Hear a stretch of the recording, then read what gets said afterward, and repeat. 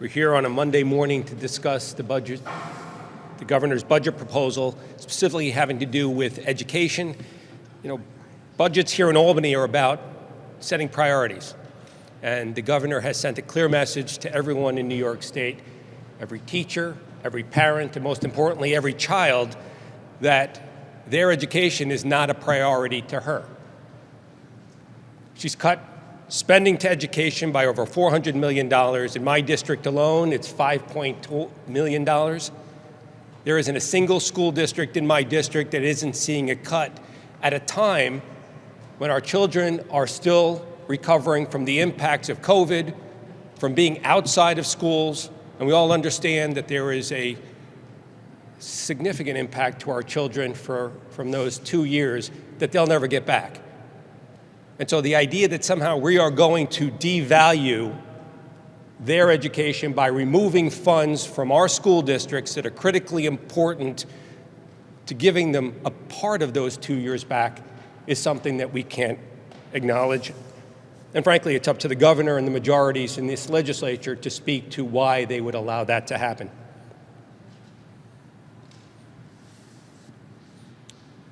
Now, the governor talks about smoothing, and that in this case, there are school districts that have had a loss in funding for children and what we've called hold harmless. But folks, I'll tell you, in my districts,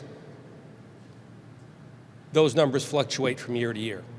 The whole idea of hold harmless was to create stability in our school districts and allow school districts the ability to fund year over year. So these choices that are made to defund schools because they've lost a handful of students only to give them more next year when those students return is absurd. We recognize that as a result of hold harmless, we provide stability in education funding, and it's critically important that we continue to do that. Now, you're going to hear from a number of my colleagues today with regard to certain proposals, but it should not be lost on anyone today that the governor's budget proposal prioritizes things other than education. At a time when she's cutting education for our children, she's prioritizing spending $2.4 billion on a self-created migrant crisis. The residents of my district and residents across this state did not vote for New York State to be a sanctuary state. They did not vote for New York City to be a sanctuary city. They didn't vote to have undocumented immigrants come into our country and take over resources that were meant for our communities, and most importantly, in this case, for our children and our schools. And yet here we are. $2.4 billion, $500 million more over last year, and yet we're losing $412 million in our schools cumulatively. Now, there isn't a single school district or Senate district in this state that isn't impacted other than those that are in the Big Five. New York City seeing an increase, Buffalo, Syracuse, Rochester, and Yonkers as well. And so, again, the governor's prioritizing urban districts over suburban and rural districts, and it has to stop. Now, there are a couple of options that we can talk about. One of those is looking at the per pupil funding that has remained constant since the formula was first developed. It's $500 per student, and it's been $500 per student for at least the last 15 years, if not longer. That needs to be adjusted, and at a time, if you go back and look, that education spending in this state has increased, either doubled or tripled over those 15 years. That $500 per student reimbursement rate remains constant, and that has to change. Two, there are districts that we have throughout this state that receive funding from New York State, some 5.5% of their entire state funding, of their entire school budget funding. We would propose, and we're working on legislation that would create a floor of 20%. There is no school district in this state that should receive less than 20% of their funding for their entire budget in light of state education department mandates and requirements from this state. I have a school district in my district that receives 5%.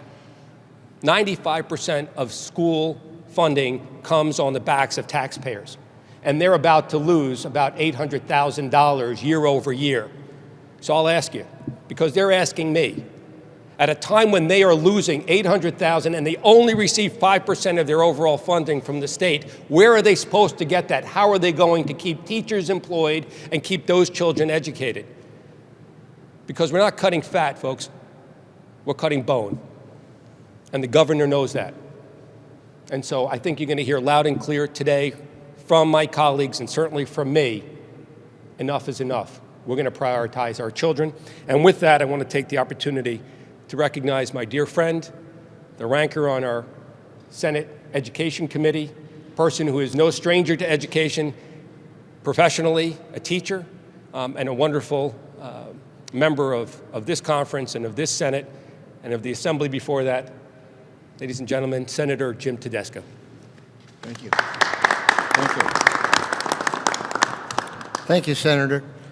As the ranking member on the Senate Education Committee, I represent our conference and our leader, Senator Ort, along with fellow colleagues, Senator Wake, Senator Weber, Senator Oberach, and Senator Steck.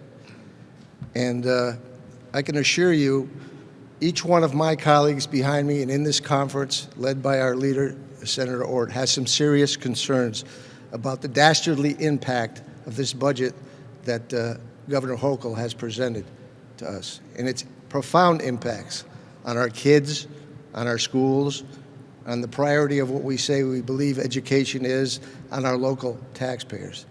Each one individually behind me has their own individual concerns holistically and individually in their district.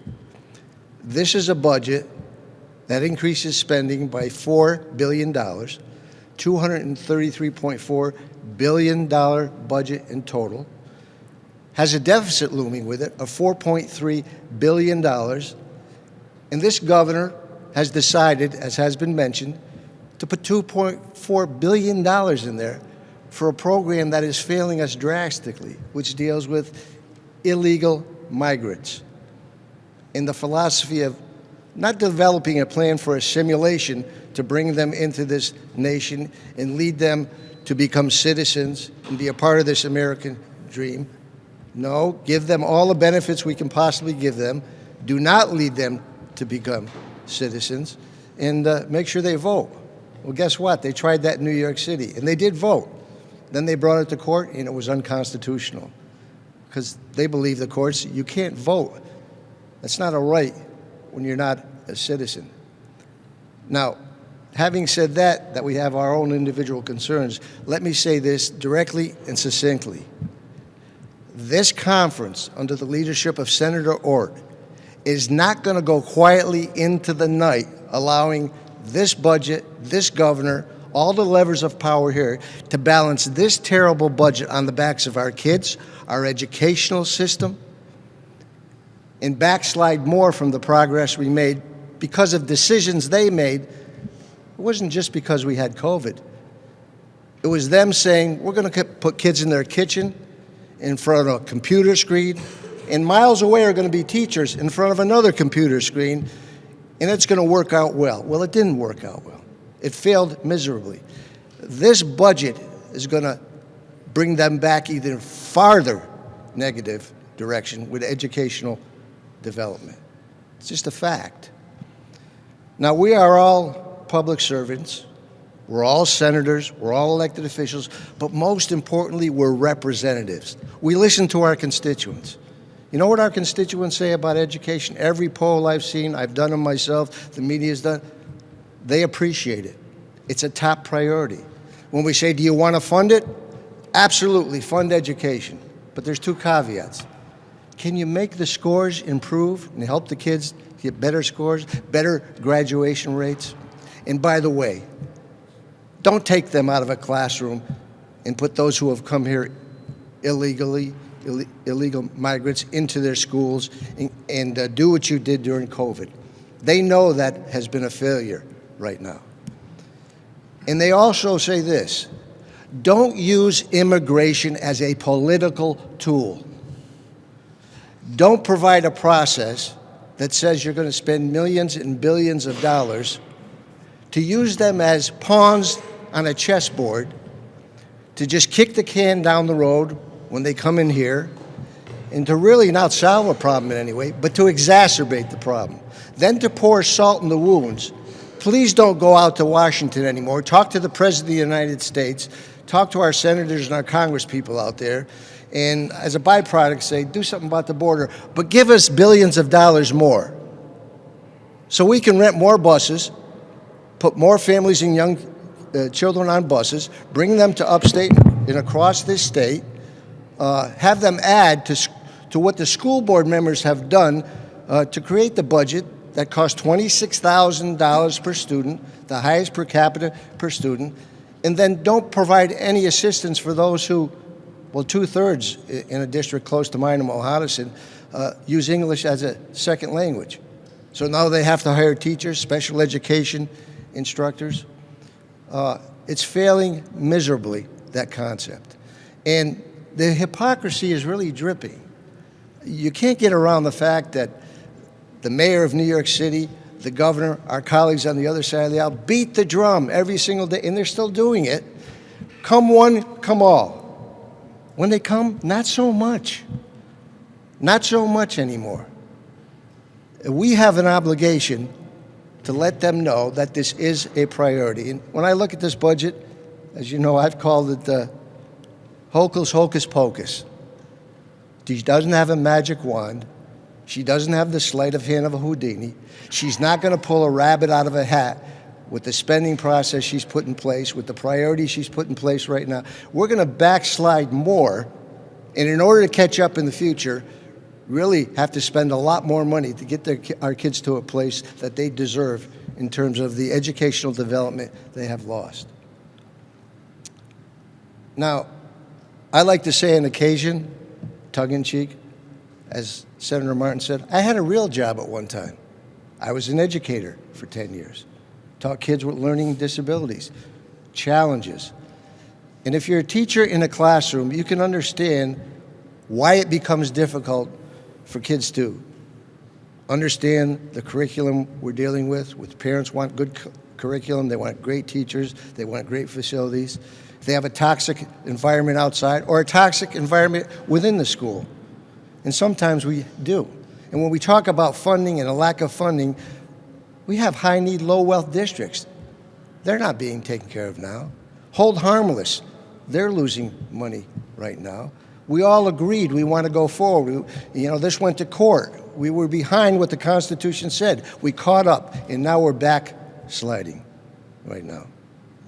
But the most important part of all of this, kids may come to school hungry, difficult environments, is the funding and making sure if actions take place at a school and bullying takes place, that we just don't have a law that says you're going to have to contact the state education committee and let them know the impact of this particular incident. Without a law that was within that notifies the people who are asking, the parents, the people who pay the bills, we're asking them to come and assist and volunteer in PTA meetings and meet with their teachers, but we don't notify them when their child is being bullied, when their heads are being slammed into lockers. So we're not providing the funding, extremely important. We want parents to do a lot more, but we don't let them know and be a part of the mitigation in the plan to protect their children when they're being bullied in school. And that's a bill I have right now because of a boy named Jacob Terrace. You know about that. Jacob Terrace was being bullied in school and his parents never knew about it. And he took a gun and took his life. So there's a whole variety of ways we're failing our educational system and our parents. And I'll close the way I started. We're not going to go quietly in the night, allowing them to place a budget that is balanced on the backs of the future of our kids, of their education, which is so important. and with a cost to their taxpayers. This conference will not do that. At this point, I'd like to present to you Senator Wyke to say a few words. Thank you, Senator Tedisco, and those are great inputs. And this year, we all saw the governor's budget proposal cuts $420 million from foundation aid for our schools, leaving some of our schools in the position to have to cut teachers, staff, or programs. Yet her proposal includes setting aside $2.4 billion for illegal migrants. Our tax dollars supporting a crisis we don't support. 56 schools on Long Island are suffering a cut, huge cuts, a total of $43 million. The state has a constitutional obligation to fund a sound, basic education to the legal residents of New York State. Educating our children should be a priority. It should be the governor's priority to fund and provide for the tax-paying families of the state she swore an oath to serve. Housing illegal migrants in our schools, even for a day, is not okay. Students should not miss one day of education just because the state lured migrants who entered our country illegally and have no place to stay. I have a bill that would prevent disruption to our K-12 classrooms, keeping students on track and making them our first priority.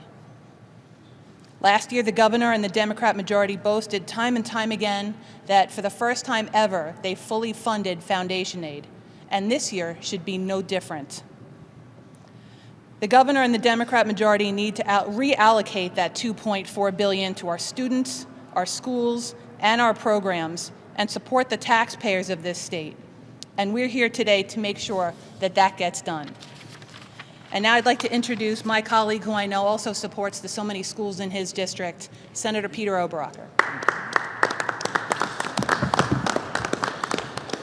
Thank you, Senator Wyke, and good afternoon, everybody.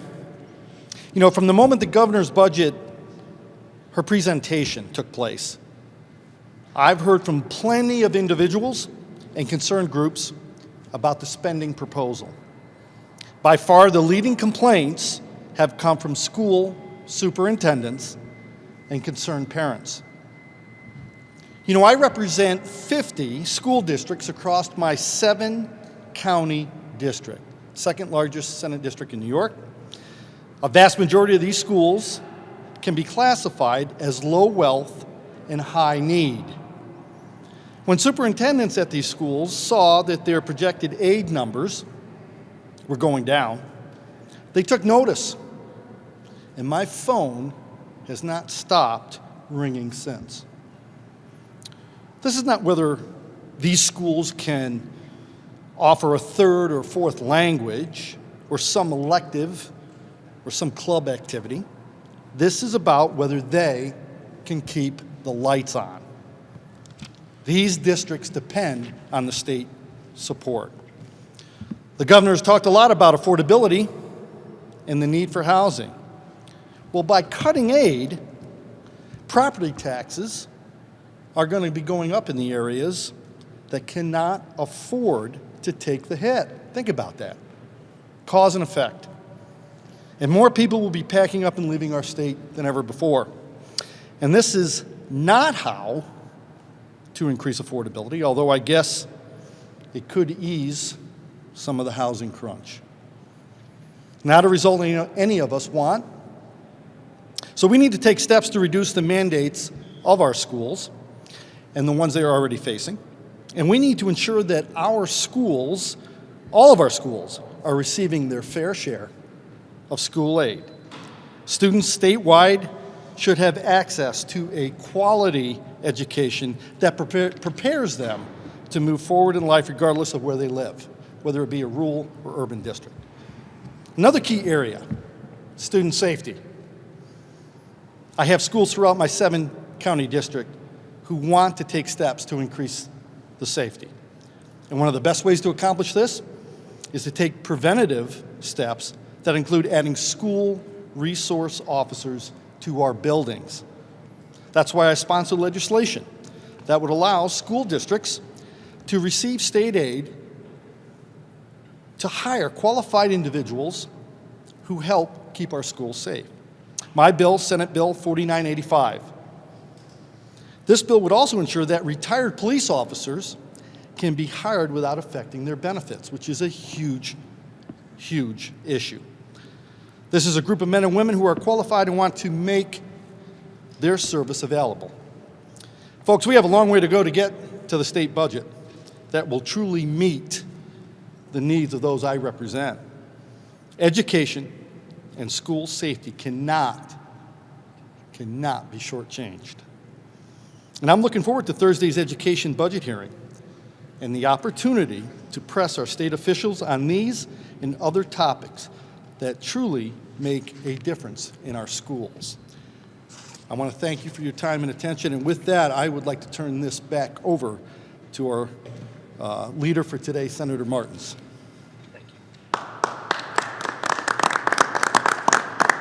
Thank you, Senator Oberacher. Well said. Look, it's simple. The governor says she's increasing spending to education by $800 million. False. She's shortchanging our schools to the tune of $420 million, and that is shifting money from suburban and rural schools that cannot afford a cut, taxpayers that cannot afford to continuously pay more and more in property taxes to support a system that has frankly failed them. And so we have an opportunity this year, if she wants to have a discussion. But when CPI is going up and the cost of living for everything across the state, and we know this has gone up, the idea that in a tax cap world we're going to limit our schools and their aid and force them to absorb that is something we will not stand for. We'll stand with our parents, our teachers, and most importantly, our children in fighting. And we're looking forward to, as Senator Oberacher said, our discussion on Thursday during our hearing and throughout this budget process.